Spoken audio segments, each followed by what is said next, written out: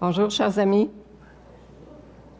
Nous sommes rendus à la deuxième partie de l'enseignement de l'abbé François Kipwenge, qui développe le thème « La gloire du deuxième temple sera plus resplendissante ».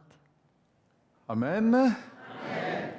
La gloire de votre deuxième temple sera plus resplendissante que celle que vous avez vécue jusqu'à présent. Vos fichiers ont été détruits. Votre identité spirituelle a été empoisonnée.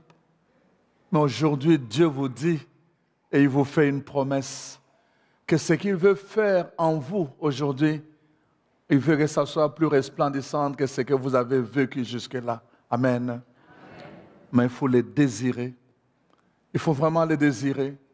Comme je dis tout le temps aux gens, c'est une question de décision et une question de détermination. D'abord, prendre la décision que moi, là, je veux maintenant vivre, entrer dans le deuxième temple et deuxièmement, être déterminé à adopter les attitudes du deuxième temple. Tous les problèmes des gens, c'est quoi? Vous allez voir, je vous ai dit hier, Dieu délivre son peuple de l'esclavage, il les amène au désert. Pour peu de difficultés qu'ils ont rencontrées, ils commencent à dire, mais non, on aurait mieux fait de rester esclaves là-bas plutôt que de venir dans le désert libre. Les gens, parfois, c'est ça notre problème. Dieu veut libérer son peuple, mais nous, on aime rester prisonniers. On aime rester prisonniers, on n'aime pas être libre. On aime rester prisonnier. Quelqu'un va dire, il va me dire, moi voilà, depuis mon enfance, ma mère me disait toujours ceci, je dis oui. Il y a un philosophe qui disait, l'essentiel, ce n'est pas ce qu'on a fait de vous, mais ce que vous avez fait de ce qu'on a fait de vous. Ce que les gens ont fait de vous, vous n'avez aucun contrôle. Ça, vous ne pouvez pas contrôler ce que les gens peuvent faire de vous. Vous ne pouvez pas contrôler ce que les gens pensent de vous. Vous ne pouvez pas contrôler ce que les gens disent de vous. Mais vous pouvez contrôler ce que vous pouvez faire de ce que les gens disent de vous. Que quelqu'un me dise imbécile, ça dépend de moi. Si je donne un pouvoir à ce mot imbécile, ça va m'affecter. Je vais gonfler. Je vais rougir. Non, je ne vais pas rougir. Bon, mais enfin, je vais... Bon, mais je vais gonfler. Donc, quelqu'un me dirait imbécile. Si j'accorde un pouvoir à ces mots, ça va me déranger, ça va m'affecter, je vais changer d'humeur. Mais si je n'accorde aucun pouvoir à ces mots, qu'est-ce que ça va me faire? Rien du tout. Donc, l'essentiel, ce n'est pas ce que la personne me dit. Je ne peux pas contrôler ce que la personne va me dire. J'ai déjà vu quelqu'un que j'ai aidé quand j'étais à Montfort. Il vient là-bas, je l'aide, et puis finalement, bon, un autre jour, il revient, je n'avais pas d'argent. Ce jour, quand je l'avais aidé, il dit, « Ah, tu es vraiment un bon prêtre, vraiment, que Dieu te bénisse. » Le jour où je ne l'ai pas aidé, il dit, « What kind of priest are you? » Quel type de prêtre es-tu? Le même prêtre. Les gens, si tu te fies à ce que les gens disent, tu seras tout le temps malheureux. Mais quand tu comprends qu'on t'a dit, oui, dans le passé, on t'a dit que tu étais comme ceci, mais tu as compris cela. Tu as compris que ça t'a causé du tort. Ça, tu as compris. Tu as compris que ça détruit en toi la vie. Tu as compris cela. Tu as compris que ça a été un poison pour l'épanouissement de ta vie. Tu as compris aussi cela. Mais quand arrive le moment de te décider de dire que maintenant je sors de ces paroles, je sors de cette prison, je sors de cet esclavagisme, les gens ne sont plus capables. Ils préfèrent rester à dire à tout le monde ce que je suis devenu, c'est à cause de cette parole. Les gens préfèrent être tournés vers le passé. Le Seigneur veut nous diriger vers l'avenir en disant, j'ai un projet pour vous. Votre deuxième temple, je veux le rendre plus resplendissant que votre premier temple. Mais les gens sont tournés vers le premier temple. Ils réagissent comme dans le premier temple. Ils agissent comme dans le premier temple. Ils parlent comme dans le premier temple, alors que Dieu veut rendre leur deuxième temple plus resplendissant. Amen. Amen. Il y a une décision à prendre et une détermination. On doit prendre une décision, commencer à adopter de nouvelles habitudes. Les nouvelles habitudes, de nouveaux temples, le deuxième temple. C'est pour cela que vous voyez, chers frères et sœurs, quand vous regardez dans la vie des plus grands, de plusieurs personnes dans la Bible, vous allez voir, quand on regarde simplement le livre d'Exode, déjà au chapitre 4, Dieu vient voir Moïse et lui dit, j'ai un projet pour mon peuple, tu vas les libérer. Qu'est-ce que Moïse dit? Oh, mais non, pas moi. De toutes les façons, moi, je parle mal.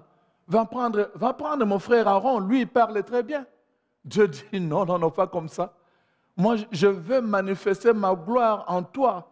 Et ma gloire, la gloire du deuxième temple sera plus resplendissante que ce que tu es en train de vivre maintenant. Dieu dit ça à Moïse, mais il ne comprenait pas. Il s'est réfugié sur ce qu'il avait vécu avant. On lui dit, voilà, tu vas devenir ceci. Non, il préfère. Non, non, vous savez, moi je ne parle pas, je suis timide. Je suis timide, c'est une excuse, vous comprenez, non? Ah oui, vous comprenez. Avec ça, vous comprenez. Franchement, je suis timide. Non, on ne comprend pas. Dieu ne comprend pas ça. Parce que quand Dieu nous appelle, je vous ai dit hier, quand il nous donne une mission, il nous donne aussi la provision. La provision. Tu peux être dans la poussière, Dieu peut venir t'élever et faire de toi, te mettre à ce niveau-là, alors que tu étais dans la poussière.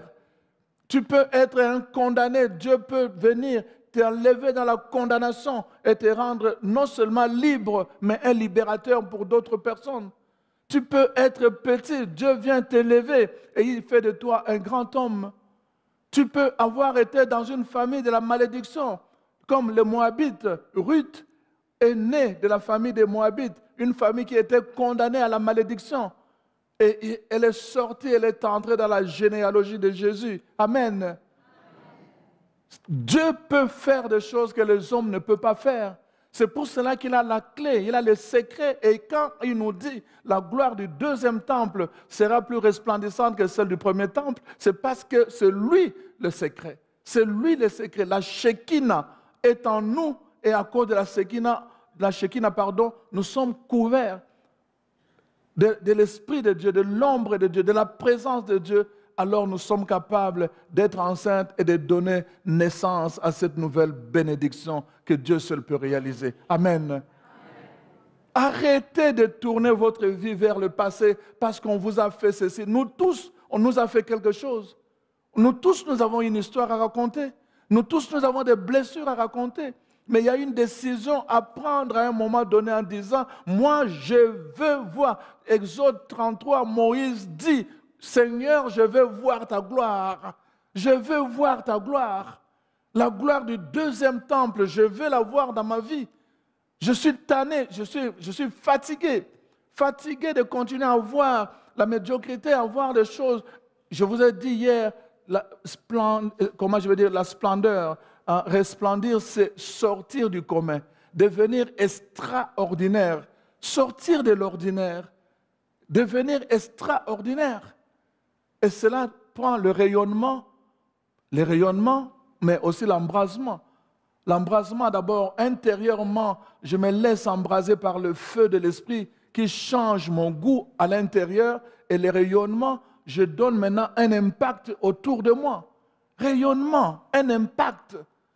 Je ne veux plus être un chrétien là, anonyme, un chrétien tout court. Moi, je veux être un chrétien de bénédiction. Je veux être un canal de bénédiction pour ma famille, pour ma communauté, pour mon couple. Je veux être un canal de bénédiction. Quand j'ai compris cette affaire, tout a changé dans ma vie.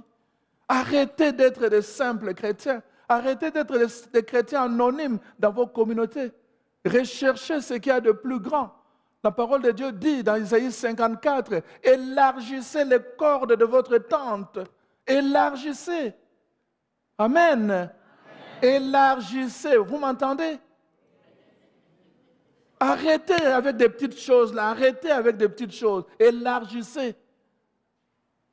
Ayez une vision de grand, une vision d'aigle. La parole de Dieu parle beaucoup d'aigle. Arrêtez de visions petites là. Tout le temps, on le voit même dans les prophéties, dans les choses. On est tout le temps. Vous avez remarqué, vous êtes tout le temps dans les mêmes choses. Est-ce que vous avez remarqué ça? Arrêtez des petites visions là. Entrons dans des grandes visions. C'est ça que Dieu fait. Moi, dans la Bible, c'est tout ce que je découvre. Gédéon, dans Juge 6, Gédéon était là à force d'être menacé par des autres pays, des peuples voisins. Il venait les attaquer toujours à la même période. Ils avaient planté, travaillé les champs, ils avaient planté quand arrivait la période des récoltes. Voilà que les ennemis, ce peuple-là, venaient les attaquer et ils prenaient toutes leurs récoltes. Première année, deuxième année, troisième, septième année, ils étaient fatigués, ils avaient désespéré, il n'y avait plus rien. Et leur peuple petit comme ça. Et là, l'ange vient lui apparaître un jour et dit, bonjour Gédéon, je viens de la part de Dieu. Oh Dieu, quel Dieu? Quel Dieu? C'est Dieu qui nous a abandonnés? Il dit, non, paix d'abord avec toi. Il dit, c'est Dieu qui nous a abandonnés? Où est ce Dieu? Nos pères nous ont raconté qu'il a fait des merveilles dans le passé. Dans le passé. Où est ce Dieu? L'ange lui dit, Gédéon, calme-toi, je viens t'apporter une bonne nouvelle. Il dit, mais on est tout le temps à la risée de ce peuple. Moi, je suis devenu même la plus petite famille. Et il dit, qu'est-ce qu'on va faire? Il dit, non, le Seigneur te dit, c'est par toi qui va libérer ton peuple. Il dit, par moi? Tu sais le nombre de personnes qu'on a? Il dit, oui, par toi. Parce que la force est en toi, pas en dehors de toi, en toi. La force est en toi. C'est ce que Dieu lui a dit. Il se voyait petit.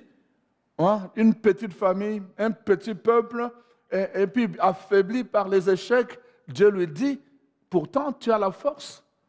Dieu le voit en grand, Gédéon se voit en petit. Dieu le voit en grand. Il dit, élargis les cordes de ta tente. Amen. Élargis les cordes de ta tente. Arrêtez, même dans la prière, j'entends les gens tout le temps, Seigneur, donne-nous, donne-nous. Mais arrêtez de demander, donne-nous. Hein? Pourquoi tout le temps donner, donner? Le Seigneur a déjà donné. Ayez des ambitions spirituelles nobles. Ayez des ambitions spirituelles nobles qui passent parfois par des combats. Les gens n'aiment pas ça, vous n'aimez pas ça. Mais demandez que le Seigneur vous révèle les choses, pourquoi vous ne voulez pas ça? Tout le temps demander des choses simples, oui c'est bien, mais ça ne suffit pas. Un peuple de Dieu doit se hausser. Nous devons arriver à un degré, à un niveau de prière, de contact avec le Seigneur différent. Alors aujourd'hui, c'est ça que nous allons découvrir. De par notre baptême, nous sommes tous appelés à proclamer à temps et à contre-temps que Jésus est Christ et Seigneur. C'est pourquoi Foi et Télévision Chrétienne vous invite à faire parvenir votre don à l'adresse indiquée à l'écran. Nous vous remercions de votre grande générosité et de vos prières.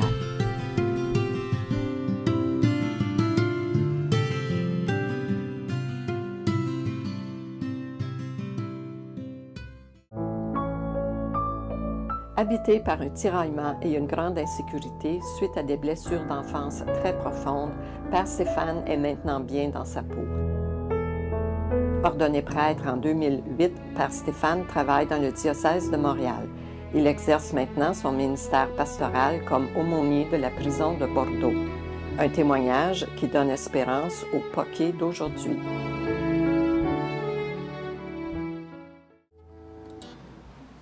Ça va bien? Voilà, c'est la dernière partie de cet enseignement. Je vais les rendre beaucoup plus pratiques pour certaines personnes. C'est important, chers frères et sœurs. Moi, je souffre beaucoup de voir comment on est resté prisonnier des petites choses. Je le vois vraiment dans la prière, dans la façon de faire les choses, dans nos prophéties et tout le reste. On est resté prisonnier de beaucoup de petites choses. C'est important qu'on commence à expérimenter d'autres choses. Je vous disais hier, Isaïe 33, verset 3, Dieu dit, invoquez-moi pour que je vous révèle des choses. On est souvent malheureux parce qu'on n'a pas de révélations. On n'a pas de révélations sur des situations qui nous arrivent. On n'a pas de révélations sur notre destinée, notre futur. On n'a pas de révélations sur des choses que nous voulons réaliser souvent. Quand nous commençons quelque chose, quand nous commençons une année, quand nous voulons faire un projet en famille, quand nous voulons faire un projet en couple, quand nous voulons faire... On n'a pas de révélations parce qu'on ne cherche pas de révélations. On aime beaucoup que le Seigneur nous donne ceci ou cela. C'est une bonne chose. mais ça ne doit pas s'arrêter là. Voilà pourquoi Dieu veut que, le souhait de Dieu, c'est que nous puissions faire l'expérience de la gloire, une gloire plus resplendissante. En d'autres termes, qu'il y ait un avant et un après. Avant, j'étais comme ceci. J'entendais, ça c'est Job qui dit, en Job 43, verset 5, il dit, avant j'entendais parler de Dieu et maintenant je fais son expérience, j'ai vu sa face. Avant j'entendais parler, maintenant j'ai vu. Il y a deux choses différentes. Regardez, avant Job perd, il perd des choses, il perd. À la fin, Job gagne au centuple. C'est ça la différence. Et Dieu dit ceci à Job, si vous avez le temps d'aller lire la dernière partie du verset 42, si vous avez le temps, qui est le dernier chapitre, vous allez voir comment Dieu, les amis de Job qui le maudissaient et qui lui demandaient de maudire Dieu, maintenant Dieu va utiliser le même Job et dit, moi pour bénir tes amis, c'est toi qui vas me donner la permission. C'est toi. Si tu veux que je le bénisse, alors bénis-le comme ça, moi je vais le bénir.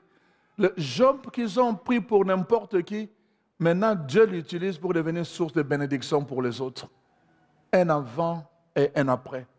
Regardez, symboliquement, dans l'histoire de la royauté, il y a eu un premier roi qui a occupé le temple, qui était le roi Saül.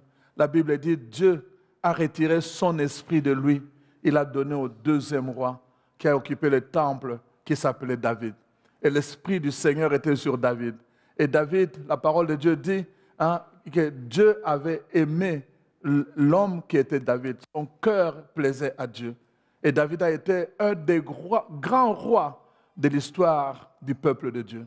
Et d'ailleurs, c'est de David que va naître finalement. Jésus sera de la lignée de David. Donc pour montrer comment le roi du premier temple a été négligé et comment le roi du deuxième temple a été vraiment rempli de gloire. Et David a été rempli de gloire. La parole de Dieu nous montre tout le temps dans notre vie personnelle, il y a tout le temps le premier temple qui est charnel et le deuxième temple qui est spirituel. Dans le temple charnel, nous ne pouvons jamais manifester la gloire de Dieu. Les gens, ils sont tout le temps dirigés par leurs émotions, par leurs sentiments. Ils ne peuvent pas manifester la gloire de Dieu. Ça prend justement ce travail que le Seigneur fait et que je vais expliquer maintenant pour que nous passions du premier temple au deuxième temple, mais en manifestant la gloire de Dieu. Je prends un exemple concret. Vous savez, dans l'ancien temps, j'ai oublié mes photos. Je voulais venir avec des photos noir et blanc. Dans l'ancien temps, aujourd'hui, c'est beaucoup plus facile. Hein? On prend des photos, tu vas chez je ne sais pas quel magasin, tu mets tes affaires directement 1 heure. Mais dans l'ancien temps, ce n'était pas comme ça. Dans l'ancien temps, le photographe vient avec quelque chose, un appareil, avec un voile, tout est voilé. Et vous vous mettez dans la lumière, lui se met dans l'obscurité. Vous êtes dans la lumière, il prend votre image dans la lumière et vient l'enfermer dans l'obscurité. Vous avez remarqué ça, non? Quand il a enfermé votre image dans l'obscurité, alors il le cache, il protège son appareil pour qu'il n'y ait pas de lumière. Ça, c'est vraiment la loi de la contradiction. Votre image qui est dans l'obscurité ne doit pas entrer en relation avec la lumière, même si on l'a pris dans la lumière. Pendant ce temps, il protège son appareil. Il va aller dans un laboratoire. Et dans ce laboratoire, ceux qui avaient connu le plus jeune, ils sont ici, ils ne connaissent même pas ça. Ils ne comprennent pas ce que je vais dire sûrement. Mais dans les laboratoires, on appelle ça chambre noire. Donc là encore, il n'y a pas de lumière. C'est l'obscurité. Est-ce que vous me comprenez? Donc l'image, la personne est dans la lumière, l'autre est dans une boîte noire. On capte ton image, on le met dans la boîte noire, on prend l'appareil, on va dans une chambre noire. On garde ton image dans la chambre noire, on commence à l'imprimer sur une feuille. On met dans l'eau, on commence à imprimer. Ça prend du temps dans la chambre noire. Ça prend du temps. Les gens attendent dans une autre chambre qui est éclairée, n'est-ce pas? Dans la chambre noire, ça prend du temps. On fait passer ça comme ça, dans l'eau. On fait passer ça dans un liquide. On fait bouger ça. Le fait de bouger va ressortir les petits détails qui étaient sur toi quand tu étais sous la lumière, n'est-ce pas? Mais on doit pendant qu'on fait ça, pas de lumière, c'est un moment de noirceur. On travaille dans le noir, on travaille, et à la fin, avec des pinces, on le sait, et puis on passe dans l'autre chambre éclairée, on dépose, on fait sécher. Quand les gens viennent, ils prennent la photo. Waouh! Waouh! Waouh! Oui, waouh! Les gens souvent crient waouh là-bas, mais ils ne savent pas qu'entre la lumière, il y a eu 2 chambres noires. La première qui a capté l'image et la deuxième, le laboratoire, qui a travaillé pour que l'image, les détails de la photo puissent ressortir. Est-ce que vous me comprenez? Entre ce qu'on appelle la pellicule qui est dans la boîte noire, quand vous regardez la pellicule, les anciennes pellicules, vous allez voir la personne, vous les regardez, tout ce qui est noir et blanc sur la pellicule. Vous avez déjà remarqué? Tout ce qui est noir change et blanc. Vous remarquez juste, oh mon Dieu, c'est quoi ça? Vous ne pouvez même pas voir, est-ce que c'est une barbe, une moustache ou quoi? Vous voyez juste de blanc et de taches comme ça. Mais quand vous venez dans la deuxième phase, à la salle, après les 2 chambres noires, quand vous venez à la 3e phase où il y a la lumière, les gens disent « Waouh ». Demandez leur « Waouh », mettez la pellicule, entre la pellicule et l'image, ils sont étonnés de voir la première image et la deuxième image. Laquelle est la plus resplendissante? La deuxième. La deuxième. Ta gloire sera plus resplendissante dans le 2e temple qu'elle a été dans le 1er temple. Amen. Ta gloire sera plus resplendissante. Et c'est ça qui se passe. Dans ta vie, c'est ça qui se passe. Mais seulement le secret, c'est dans la chambre noire. Et c'est là le problème aussi. Ce n'est pas seulement le secret, mais c'est aussi le problème. Plusieurs personnes ne veulent pas passer par la chambre noire. Quand Moïse demande à Dieu, de voir sa gloire, et dit non, tu ne peux pas voir ma gloire et vivre, tu dois aller te cacher dans un rocher. Les autres appellent ça dans une caverne. Tu as besoin d'être dans l'obscurité pour voir la lumière de ma présence. Tu dois être dans l'obscurité. Vous êtes là? J'aime la Bible. J'aime la parole de Dieu, chers frères et sœurs. J'aime ça parce que, mon Dieu, quand tu comprends ces choses, tu ne peux pas voir comme ça du coup. Tu dois te mettre sous la caverne. Tu dois te cacher dans le rocher pour voir ma gloire. Tu dois passer par la boîte noire. Tu dois passer par la chambre noire. À un moment donné, tu ne comprends plus qu'est-ce qui te passe dans ta vie. Tu ne comprends pas pourquoi ces choses arrivent. Tu ne comprends pas, il n'y a pas de lumière dans ta vie. Tu ne comprends pas pourquoi ces choses sont là. Tu ne peux pas comprendre parce que c'est la chambre noire et parce que tu dois passer par là pour que tu puisses resplendir dans la chambre où il y a la lumière, le 2e temple. Amen.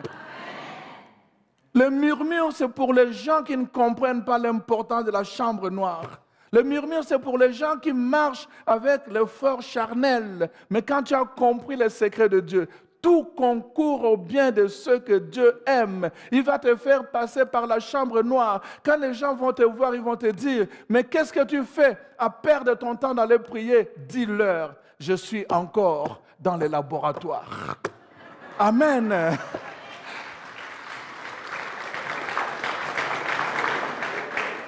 Je suis encore dans les laboratoires. Attendez, vous n'avez encore rien vu. Je suis encore dans les laboratoires. Vous ne voyez rien parce que je suis dans le noir. Vous ne voyez rien parce que je suis en captivité. Vous ne voyez rien parce qu'on est en train de me secouer dans le noir. Mais attendez, quand je vais paraître dans l'autre salle, vous allez voir la gloire qui se manifeste. Cette gloire est déjà en moi, mais il faut que ça apparaisse. Cette gloire est déjà en toi, mais il faut que ça apparaisse. C'est pour cela que le Seigneur te dit aujourd'hui, n'aie pas peur quand tu ne comprends pas certaines choses. Ne commence pas à murmurer quand ça commence à durer l'étape de la noirceur. Ne cherche pas à te confier aux humains parce que tu ne comprends pas certaines choses dans ta vie. N'allez pas parler de ta vie à tout le monde qui n'a aucun pouvoir sur toi alors que tu es dans un laboratoire. Ton Dieu sait.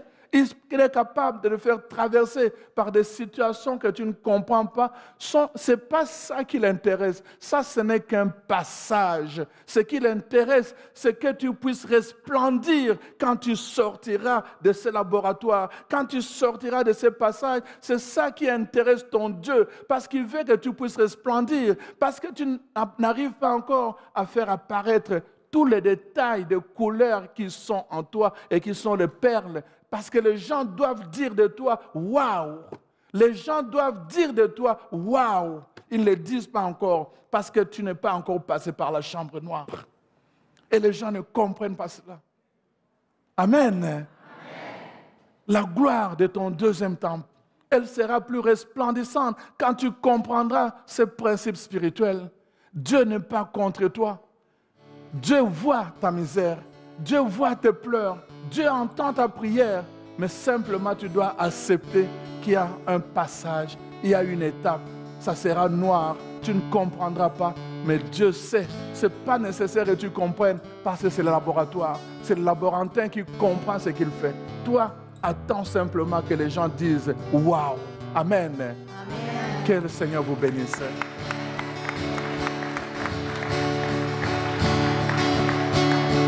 Je te dis que si tu crois, tu verras la gloire de Dieu.